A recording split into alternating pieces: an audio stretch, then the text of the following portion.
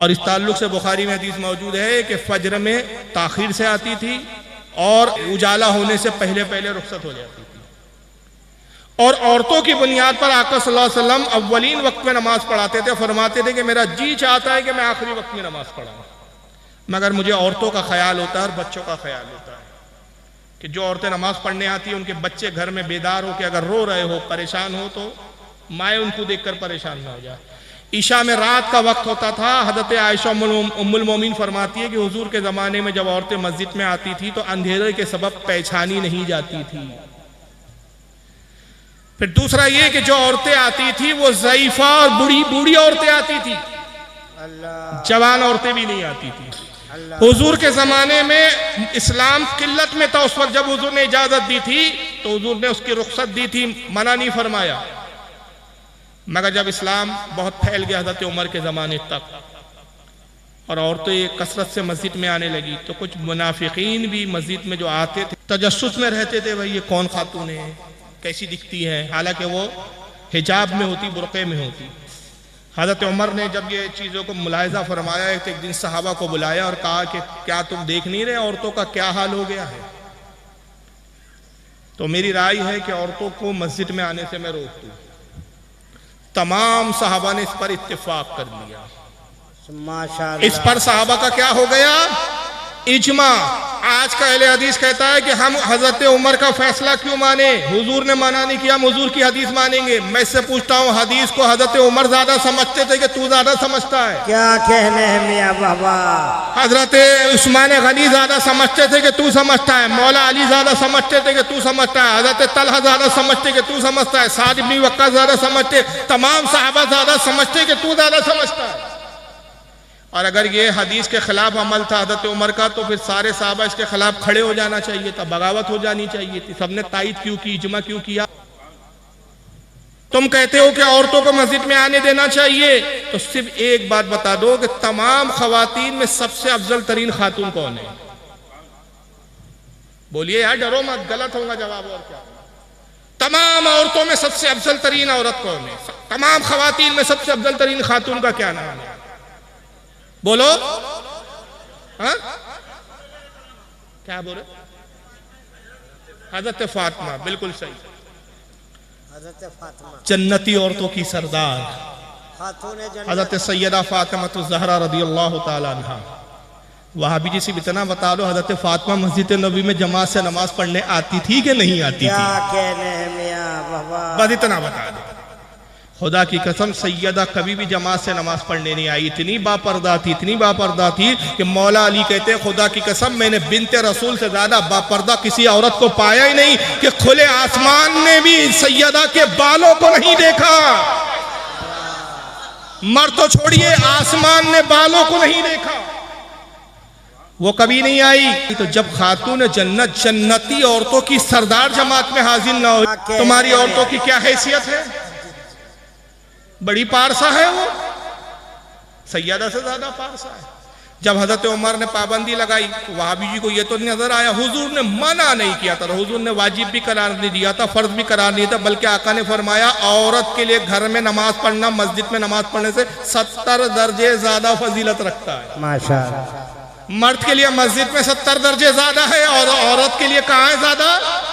घर में। मामला बरक से जनाब, अफजल ये है कि औरत घर में नमाज पढ़े, तो हुजूर ने तो मना नहीं किया लेकिन वाजिब भी करार नहीं दिया, फर्ज भी करार नहीं दिया। यही वजह है कि जब हजरत उमर ने पाबंदी लगाई, हजरत उमर साहबा जानते थे कि हुजूर का हुक्म वजूब के हुक्म में नहीं है, फर्ज के हुक्म में नहीं है।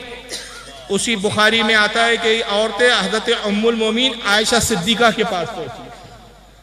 अर्ज करती उम्मुल मोमिन हम रसूल के ज़माने में मस्जिद में हाजिर हुआ करती थी, उमर कौन होते हैं जो पाबंदी लगाते हैं? सैयदा फातिमा सैयदा आयशा क्या जवाब देती है? हजरत सैयदा उम्मुल मोमिनीन कहती है जो औरतों के हालात है ना, खुदा की कसम रसूल इन हालात को देखते तो रसूल भी वही करते जो उमर ने किया है, और तुम वैसे ही रोक दी जाती जैसे कौम बनी इसराइल की औरतों को भी इबादत खानों से रोक दिया गया।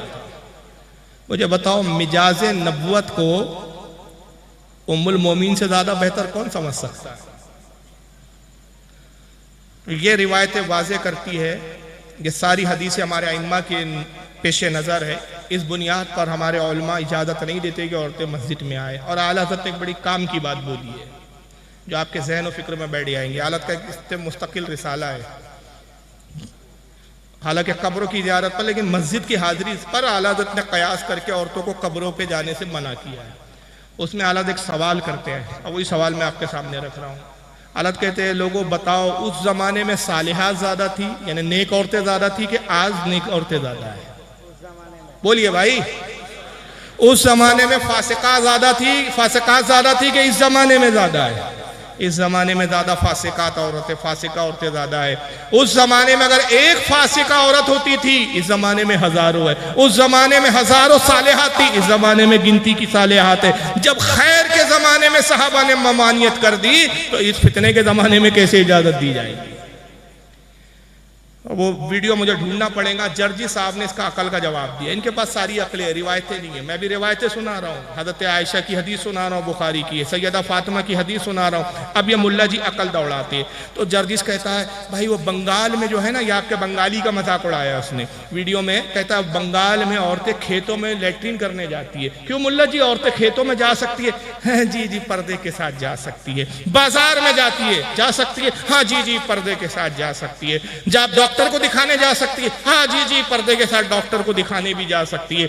सारा जुर्म मस्जिद का है, डॉक्टर के पास जा सकती है, बाजारों में घूम सकती है, लेकिन जैसी मस्जिद की हाजिरी का बोलो, नहीं नहीं, मना है, फितने का जमाना है।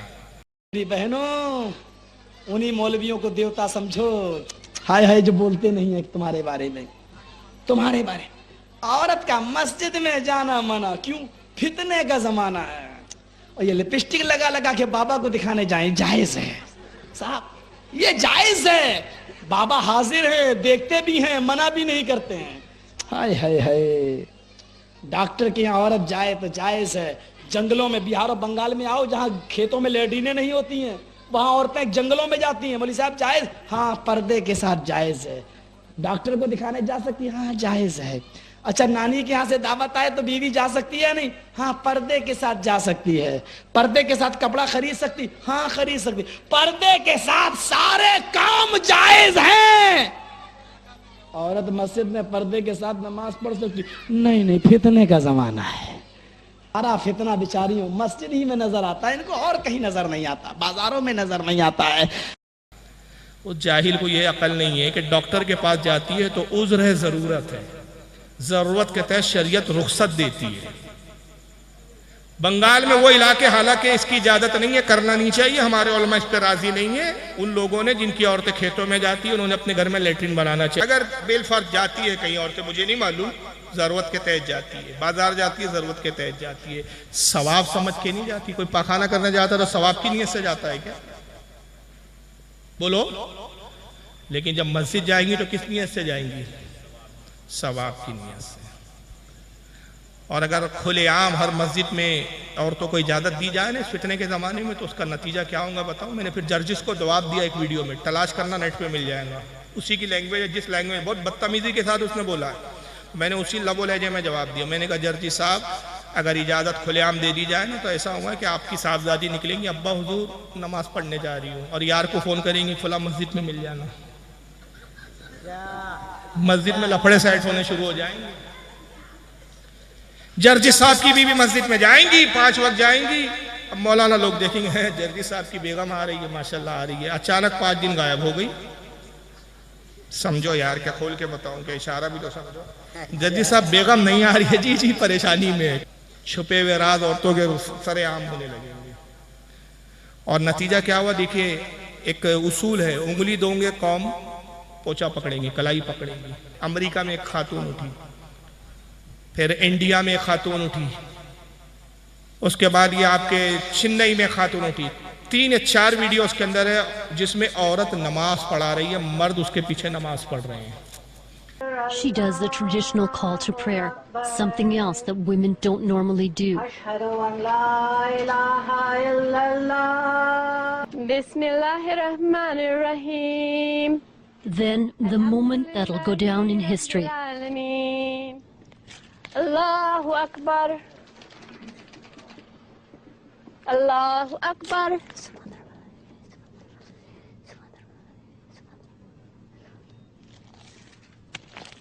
Allahu Akbar.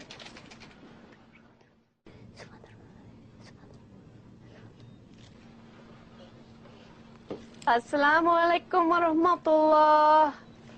Assalamu alaikum wa rahmatullah. إياك نعبد وإياك نستعين. Thee do we worship, and thine aid do we seek. اهدنا الصراط المستقيم. Show us the straight path.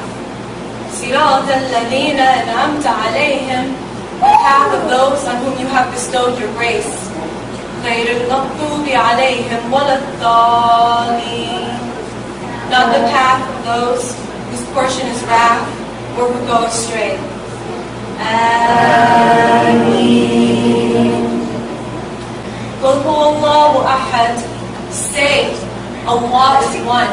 Allahu Akbar. Sami Allahu liman hamidah. Allahu Akbar. Allahu Akbar. Allahu Akbar. Allahu Akbar. Assalamualaikum warahmatullahi wabarakatuh. Assalamualaikum warahmatullah.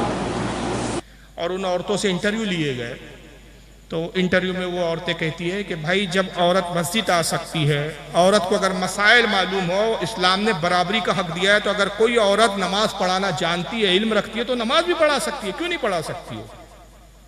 और इस पर BJP वालों ने भी बीच में एक मुहिम छेड़ी थी कि भाई औरतों को मस्जिद में आने की परमिशन मिलना चाहिए, औरतों को भी जो है इमामत वगैरह का मकाम मिलना चाहिए। मैंने इसके जवाब में कहा कि भाई साहब सबसे पहले आप ये बताइए, शंकराचार्य का ओहदा आज तक आपने किसी औरत को दिया हो तो बताओ। किसी क्रिश्चियन ने आज तक बिशप का ओहदा किसी औरत को दिया है तो बताओ। बौद्धिस्टों ने बिच्छू का ओहदा, कोई बड़ी बिच्छू का कोई ओहदा जो उनका सबसे बड़ा होता है, किसी औरत को दिया हो तो दिखाओ। जब तुम्हारे धर्मों में औरतों को वो मकाम नहीं दिया गया तो सारे जो है आसानी हमारे इस्लाम के बारे में तुमको सोचती है। भाई अब आप अपना संभालिए यार, हमको अपने हाल पर छोड़िए। हमारे मज़हब को हम खूब समझते हैं और हमारे मज़हब को कैसे चलाना है, कैसे दिन जो है लोगों को तालीम देना है, ये हमारे उलमा का काम है, आपका काम नहीं है। लेकिन बहरहाल वो औरत नमाज पढ़ा रही है, बड़ा वबीला हुआ, उसका इंटरव्यू आया, बड़ा माहौल चला, डिबेट हुए उस वक्त टीवी पर। भाई का बाकायदा भाई औरत पढ़ा रही है तो क्या बुराई है, इस्लाम औरत को दबाना चाहता है, ये करना चाहता है, सारी आज़ादी मुसलमान औरतों को ही नज़र आ रही है इनको। तो उस वक्त हमारे इलाके में भी थोड़ा सा माहौल चला। तो एक बार ये हुआ कि 15-20 नौजवान आपस में इख्तलाफ हो गया, मेरे घर पर आए, वे चलो यार फारूक साहब से मसला हल कराते। तो उसमें कुछ मॉडर्न नौजवान थे, वो मॉडर्न नौजवान कह रहे थे यार सही तो बात है, अगर नमाज पढ़ाना आता है तो पढ़ा दे तो क्या हर्ज है। और आधे नौजवान कह रहे थे नहीं नहीं यार आज तक तो ऐसा हुआ नहीं। जब ये लोग मेरे पास आए तो सब मॉडर्न कॉलेज पढ़ने वाले नौजवान थे। मैंने एक शॉर्टकट जवाब दिया, मैंने कहा वो मतलब कितने वक्त की नमाज पढ़ा रही है? बोले रोज पढ़ा रही है 2 या 3 वक्त की। मैंने कहा 5-6 दिन का गैप आ जाएगा बीच में। तो उसमें से कुछ नौजवान समझे, बोले क्यों? मैंने कहा पीरियड आ जाएगा ना जनाब। ये सबसे बड़ी औरतों की मजबूरी है, इसलिए इस्लाम ने औरत को वो हक नहीं दिया ताकि वो राज घर के ही अंदर रह जाए, बरसरे आम ना आए कि किस खातून का कौन से दिनों में कितना पीरियड आता है। और औरतों को इजाजत दे दी जाएंगी तो नतीजा ये होगा कि फिर नौजवान मन चले, ये मस्जिद में बहुत कंचा माल है यार, ये मस्जिद में चलते। कंचा समझ रहे हैं ना? नहीं समझ रहे, हमारे महाराष्ट्र की लैंग्वेज है, महाराष्ट्र में यहाँ नहीं चलता। कंचा मतलब बड़ी खूबसूरत हसीन औरत है यार, ये यहाँ की नाज़मीन है, ये मस्जिद की जो इमाम है ना, ये बड़ी यहाँ चलते हैं। नौजवानों का हुजूम उधर बढ़ गया, दूसरी मस्जिद वाले परेशान, जमाती कम हो गए, मीटिंग बैठी यार अपने को भी कोई अच्छा इमाम लाना पड़ता है ढूंढ के। अब नमाज हो गई साहब, अब ये कंपटीशन चल रहा है, ब्यूटी पार्लर का शो चल रहा है। फिर उधर वो मस्जिद वालों ने पुराने इमाम को निकाला, कुछ और अच्छे वाली खूबसूरत हसीन नाज़मीन लेकर आए। तो अब नौजवान भी शायद नियत ऐसे करेंगे, नियत की 2 रकात नमाज फज्र पीछे इस हसीना के, मजाक बन जाएंगी इबादत। भाई इतनी पाबंदियां हैं तो गैरों के साथ भाग रही है, इतनी पाबंदियों के साथ गैरों के साथ भाग रही है। अब इबादत खानों को भी इबादत खानी की तरह रखने देते या उसको भी नुमाइश का अड्डा बनाना चाहते हो? तो बहरहाल इस बुनियाद पर इजाज़त नहीं दी जा सकती। अकली दलाइल भी है और नकली दलाइल भी है। दूसरा सवाल ये पूछा गया